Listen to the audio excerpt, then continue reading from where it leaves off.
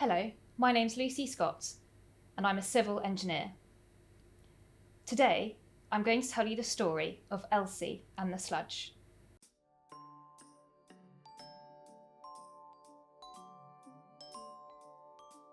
Once upon a time, there was a little girl called Elsie who lived in a big city. On her way to school, Elsie walked past a building site next to the park.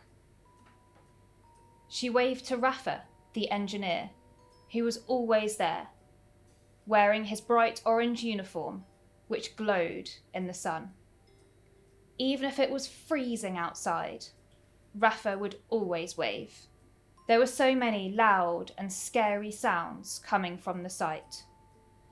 Big machines roaring, big trucks whirring, big cranes clanging. Sometimes she saw thick grey sludge belching out of a rotating drum. Round and round a mixer went, and out shot the sludge. After school, Elsie skipped into the park, which had tall trees and thick hedges, to play on the swings and slides. She often noticed different animals and birds.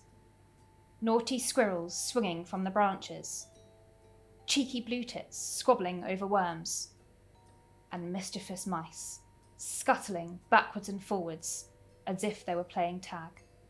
Elsie made up stories in her head about the adventures they were having with each other.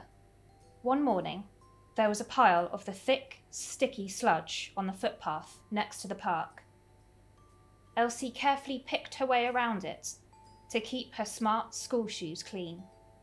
On her way to the playground, she noticed that there were some strange shapes, a bit like stamps, in the sludge. She looked closer and realised that they were teeny tiny paw prints. They were making a pattern going backwards and forwards from the building site to the swings and slides. That night, Elsie thought about the paw prints in the sludge. What were the animals doing in the park? Perhaps they lived in the building site, and if so, would the big, whirring machinery be destroying their homes? Elsie thought about how frightened they must be. She decided she must speak to Rafa in the morning. The next day, she said to Rafa, "What on earth is this horrible sludge?" "This, Elsie, is called concrete. It's a special mixture of cement, little stones, and water. It starts off as a thick liquid, a bit like syrup. Then it hardens and turns to solid. It's super strong, and you can walk on it the next day. You can pour it into any shape you want." "That's so cool," Elsie said. "I wonder what shapes I can make with concrete." Then she frowned. "The thing is, Rafa, I've noticed paw prints going to the park. I think they might belong to mice. Let me show you." Elsie led Rafa to where the tiny prints were. The large, grey machines and trucks were making such a noise, Elsie had to shout to make herself heard. "If the mice live at your site, then where are they going to sleep now?" Rafa gave a wry smile. "What? It's not funny," she said. Rafa beckoned her to follow him around the corner.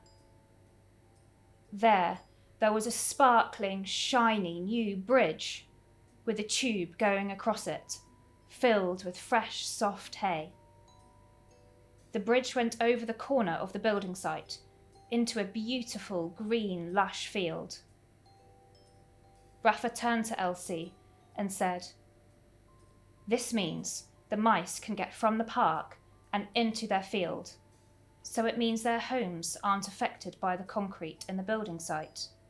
You see, Elsie, whenever we build something new for humans, we always make sure the animals are looked after too."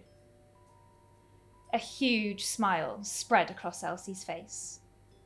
That night, when she got into bed, Elsie snuggled down and imagined little black noses peeping out from the hay on the special mouse bridge. She thought about long ears twitching and imagined a little paw waving at her. Elsie could almost hear them all squealing and laughing.